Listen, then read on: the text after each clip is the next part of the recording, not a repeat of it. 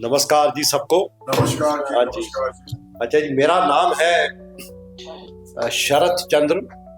वैसे मैं एयरफोर्स से सेवा निवृत्त हूँ बतौर ग्रुप कैप्टन, और तखल्लस मेरा तन्हा है, तन्हा जलंधरी।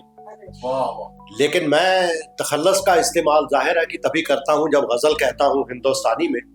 लोग कई बार कहते हैं कि मैं उर्दू में गजल कहता हूँ, पर मैं उसे उर्दू नहीं मानता। लैंग्वेज मेरी हिंदुस्तानी है, बिकॉज मेरे वालिद, मेरे पिताजी जो थे, जो जबान अपनी घर में बोलते थे, वही एक मदर टंग की तरह मेरी जबान हो गई। लेकिन आज मैं अपनी हिंदी की कविताएं आपके सामने रखूंगा।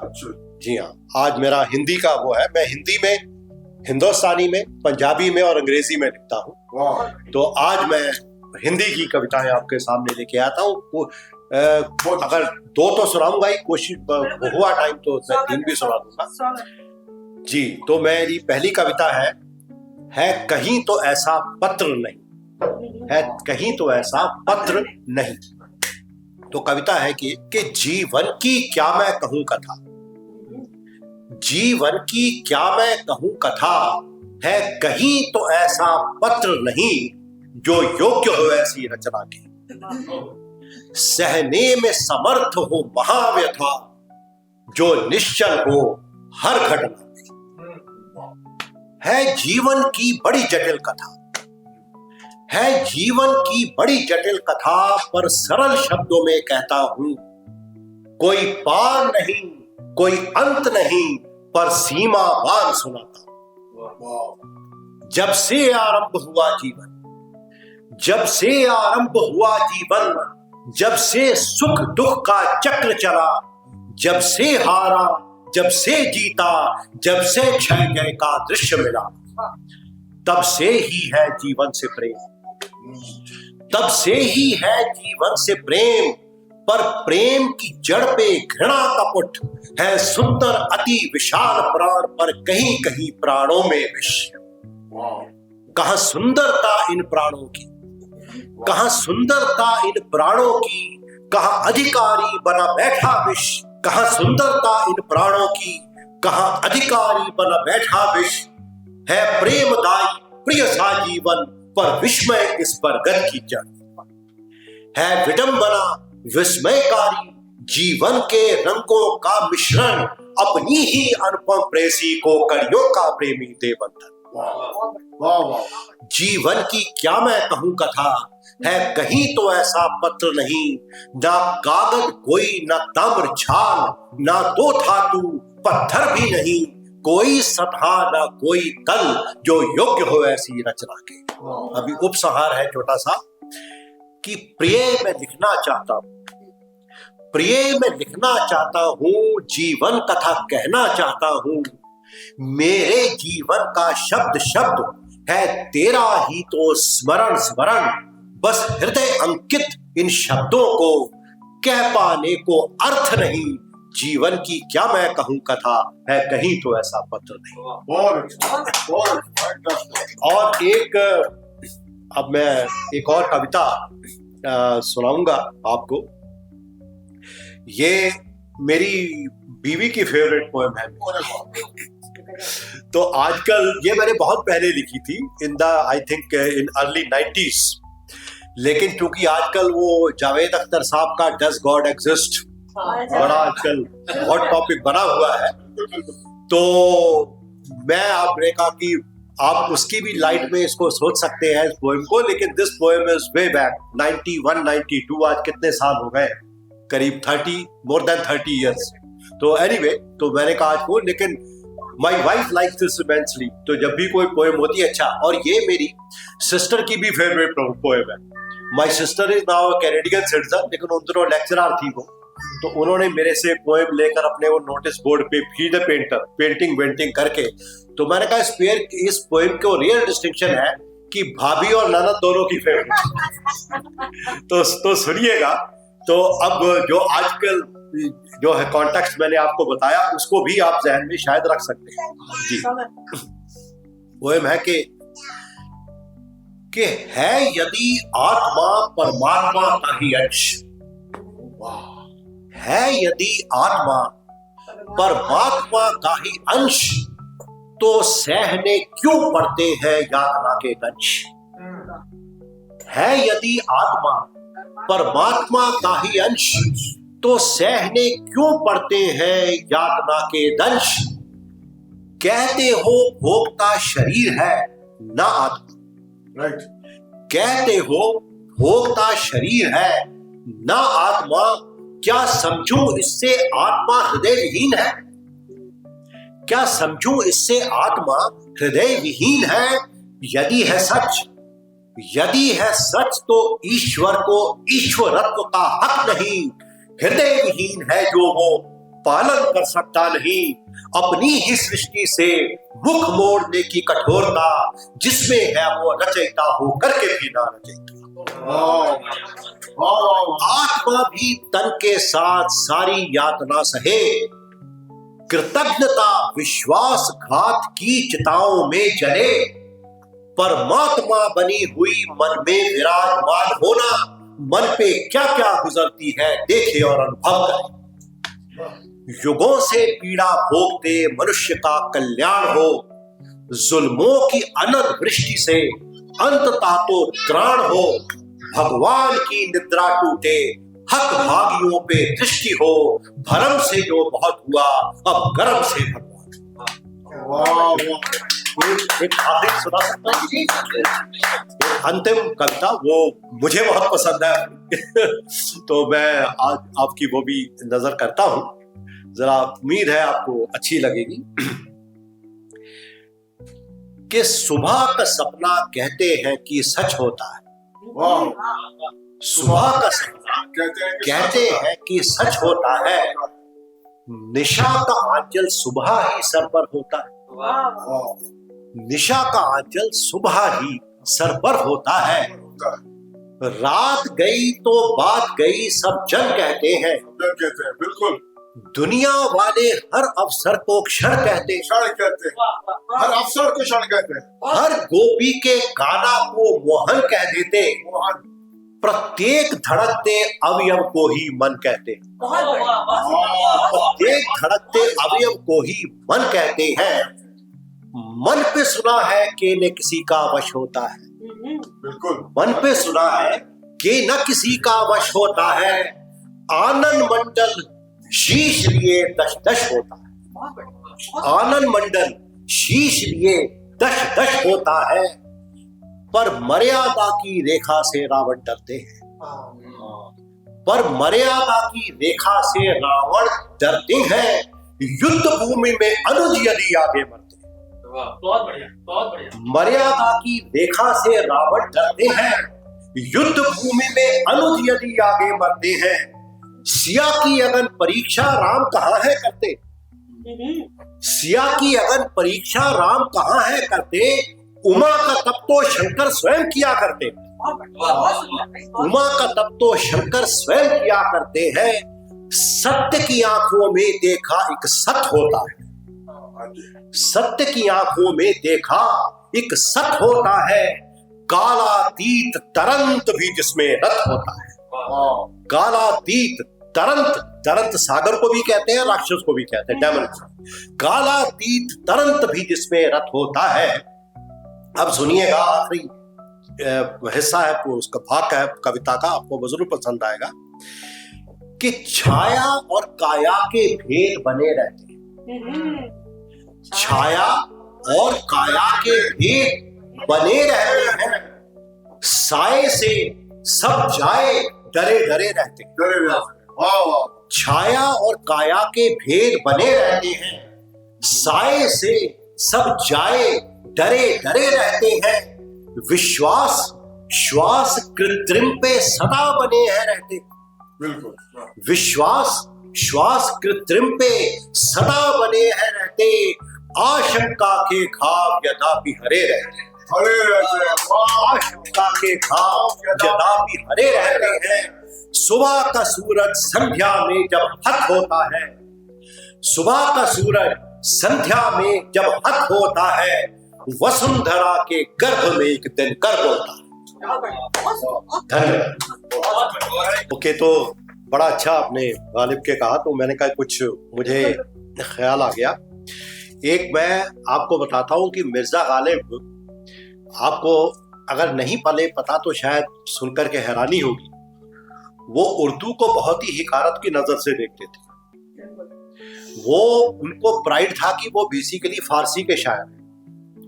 अपनी उर्दू की पोएट्री उनको, आप ये कह लीजिए, ये तो नहीं मैं कहूँगा कि पसंद नहीं थी, लेकिन उनको उसका वो मेयार वो नहीं लगता था उनकी नज़र में।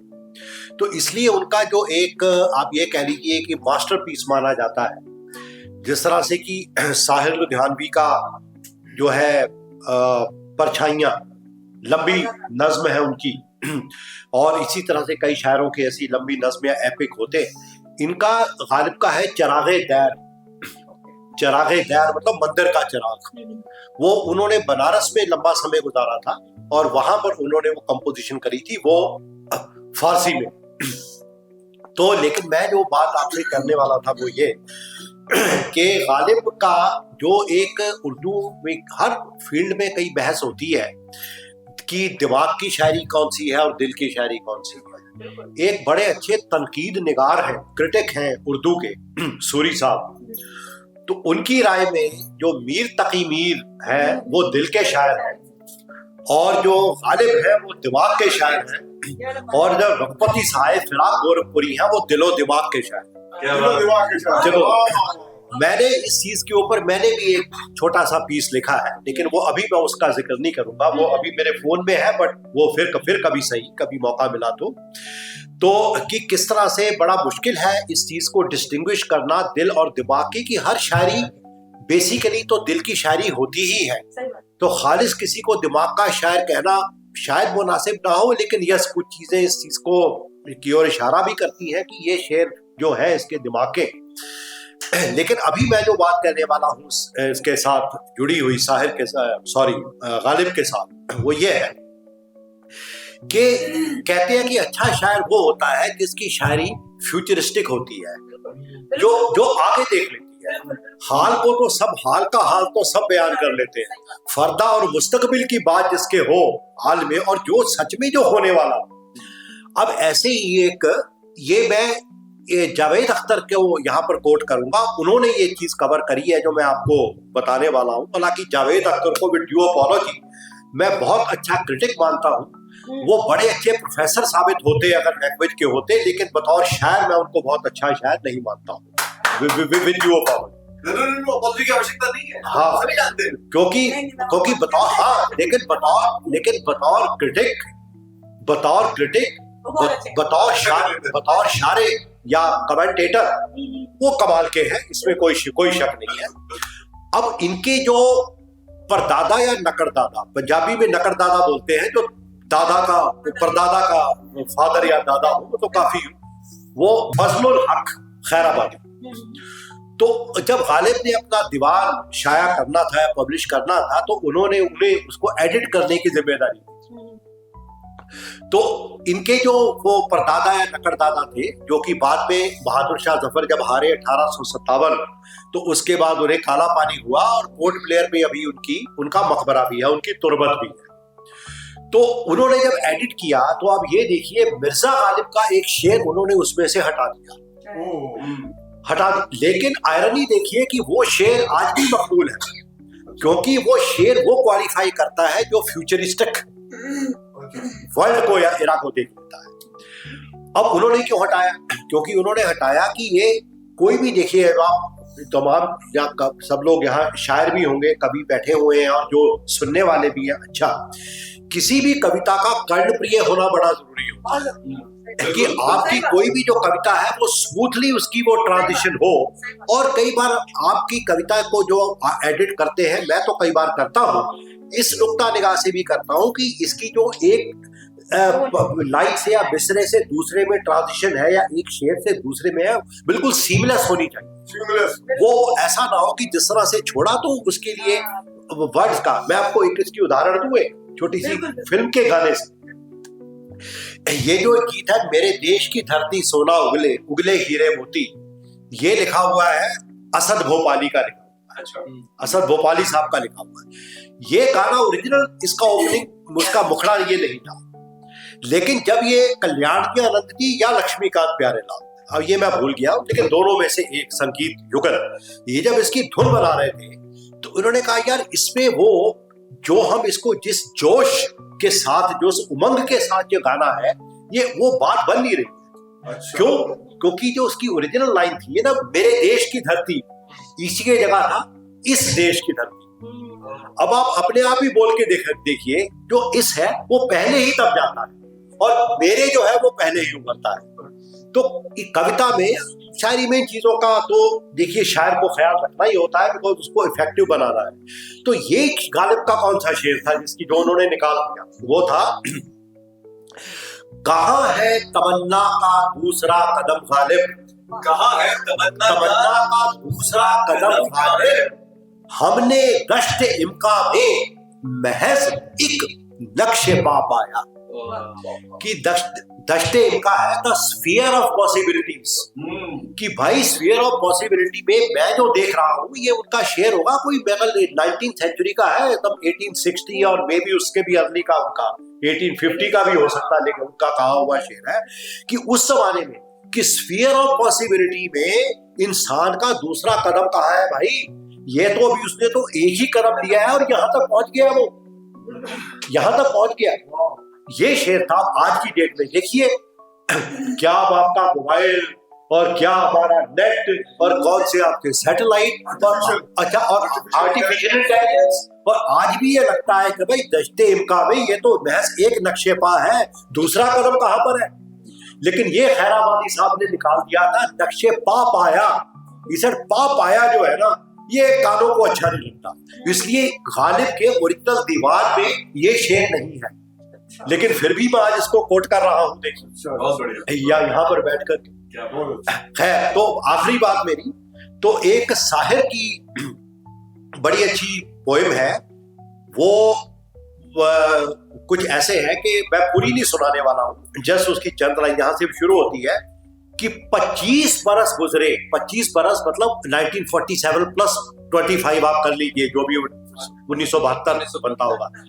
25 बरस गुजरे आजाद ये काबिल को, तब जाके कहीं हमको गालिब का ख्याल आया, तुरबत है कहाँ उसकी, कहाँ है बका उसका, ये अपने सुखन परवर जहनों में ख्याल आया, अपने सुखन परवर जहनों में सवाल आया।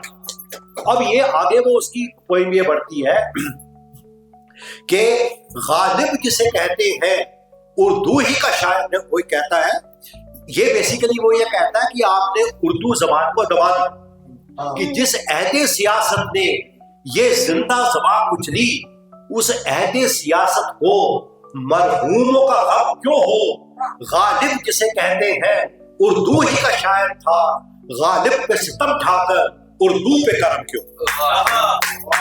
तो आगे उसकी पोएम बढ़ती है कि गांधी हो के गालिब हो, हम दोनों के कातिल हैं, दोनों के पुजारी हैं, हम खुद से आरी हैं, समथिंग लाइक दैट। तो मेरा भी अपना ये मानना है कि उर्दू जबान के साथ जो हमने किया, जो उसका हश्र किया, वो नहीं करना था। मेरे पास उसका, मैंने लास्ट टाइम भी जब आया था जो मोचन पे, वो भी किया था। मैंने जो किताब का प्रीफेस लिखा है राणा साहब का, उसमें भी कवर किया है। आप सब प्रबुद्ध सज्जन और लेडीज एंड जेंटलमैन आप यहाँ पर हैं, मैं अपनी बात को कहने से अभी भी अपना संवर्णन नहीं कर पा रहा हूँ, क्योंकि मेरा अपना ये मानना है। मैं वैसे आपको बता दूं, मैं हिंदुस्तानी में भी लिखता हूँ, उर्दू जबान में पढ़ भी लेता हूँ, बहुत हद तक लिख भी लेता हूँ, और पंजाबी मेरी मदर टंग है, मेरी पंजाबी में भी पोइट्री है, मैं इंग्लिश में भी लिखता हूँ, और मुझे अपनी इंग्लिश की पोएम्स भी बहुत अजीज है। लेकिन मैं यहाँ पर ये कहना चाहता हूँ कि अब मैं आपको पहले एक उदाहरण से बात शुरू करूंगा कि जो मेरी मदर टंग है पंजाबी है, पंजाबी यहाँ पर भी लिखी जाती है और पाकिस्तान में भी लिखी जाती है। पाकिस्तान में वो पर्शियन स्क्रिप्ट में लिखी जाती है और यहाँ पर हम गुरमुखी में लिखते हैं। उसको शाहमुखी बोलते हैं और इसको हम गुरमुखी बोलते हैं, या कि इधर की पंजाबी बोलते हैं। इसी तरह से मेरा ये मानना है कि अगर हमें उर्दू के चाहने वालों की तो कमी है नहीं, बीच में दीवार सिर्फ एक स्क्रिप्ट बनी हुई है। अगर किसी वजह से उस स्क्रिप्ट को सिखाने का हम इंतजाम नहीं कर सकते हैं, हमारी अपनी जो भी रिजर्वेशंस हो, चाहे उसके रिसोर्सेज ना हो या उसके कुछ सियासी कारण हो, हम उनमें नहीं जाना चाहते। बात यह है कि हम क्यों हिंदुस्तान में देवनागरी स्क्रिप्ट में ही उर्दू लिखना शुरू नहीं कर सकते। उससे उर्दू का भी फायदा होगा, क्योंकि हिंदी एक इतनी रिच जबान है जिसमें 100% ध्वनियां या फोनेटिक्स है। फोनेटिकली कोई ऐसी जबान नहीं है जिसमें कि जो आप बोले वो लिख भी पाए। जैसे मैं एग्जांपल अपने नाम की कई बार देता हूं, मेरा नाम शरद चंद्र है, लेकिन चंद्र मैं उर्दू में नहीं लिख सकता, उर्दू में मैं चंद्र ही लिखूंगा। आधे रात की आवाज उर्दू के पास नहीं है। तो अगर आप देवनागरी में उर्दू लिखना एक फॉर्मली अडॉप्ट करते हैं तो उसके साथ उर्दू सब लोग पढ़ेंगे और ये पैटर्न या मॉडल वही रहेगा जिस तरह से पाकिस्तान वाले अपनी शाहमुखी पर्शियन में पंजाबी लिखते हैं और हम अपनी गुरमुखी में लिखते हैं। और नंबर 2, उससे उर्दू का भी फायदा होगा, उर्दू को भी वो फोनेटिक्स मिल जाएंगे जिनसे उर्दू अभी तक महरूम है, जो उर्दू के पास नहीं है। तो ये मेरी एक तजवीज है, मैं ऐसे ही डिफरेंट फोरम में वो कहता रहता हूँ। बहुत बहुत शुक्रिया।